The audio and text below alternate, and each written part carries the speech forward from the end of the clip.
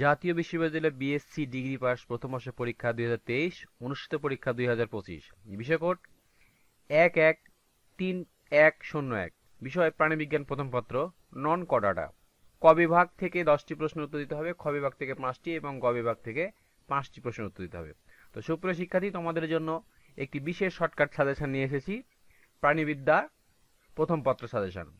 তো এই সাজেশনে তোমাদের জন্য সবচাইতে গুরুত্বপূর্ণ প্রশ্নগুলো আমরা লাল কালি দিয়ে 99% লিখে দিয়েছি, যে প্রশ্নগুলো তোমরা বলে শতভাগ কমন নিশ্চিত পাবে।